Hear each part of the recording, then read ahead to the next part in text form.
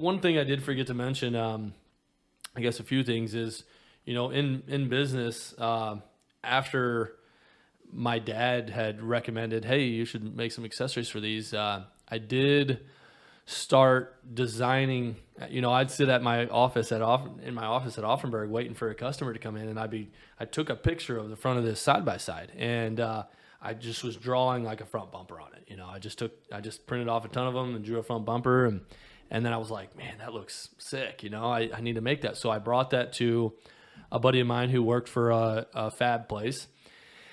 And I paid him actually how I got started was I did some work for my grandpa. They're 97 now. So 6 years ago, they were still 90. And he gave me 3 acres of property on our farm. And I took a loan on that 3 acres. I got $14,000. And that's how I started my business. So did some work for my grandpa. He gave me 3 acres, took a business loan on it, which I was grateful for. Yeah, that's awesome. I got very lucky getting that because I didn't have much credit established either. And then I took that money and I started building this bumper, right? Can I stop you just for a second? Yeah.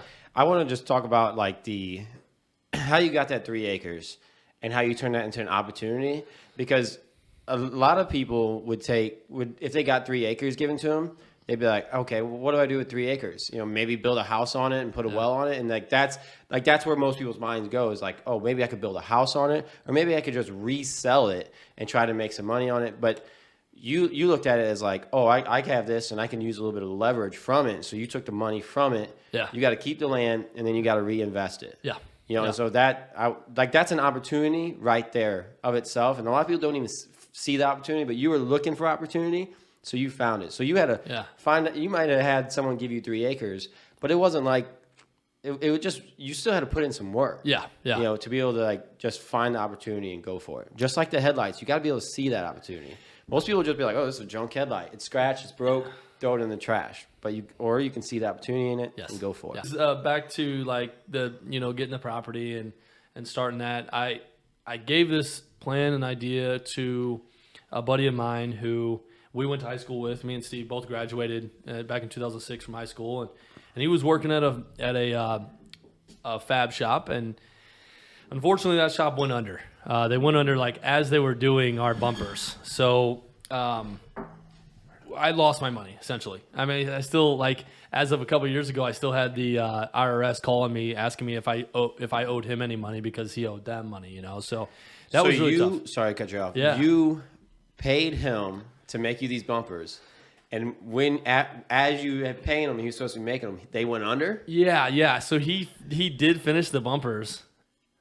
Literally, I seen them after they went under, and because my buddy called me, he's like, "Hey, we got these done," and I go to them, and so he was the engineer for them. So he developed them.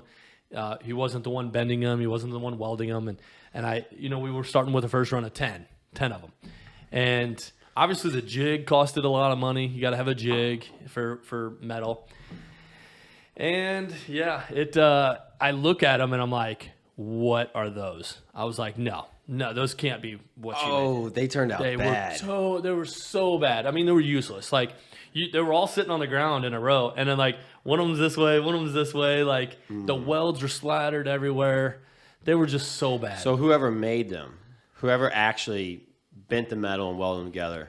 Terrible job. I couldn't do anything with them. And you paid in advance. Yeah. So they were done. I mean, I think I scrapped them a couple of years ago. I just told my dad, I was like, hey, if you need to get all that metal out of there, scrap them. They're useless. So yeah, it provides me nothing. That was tough.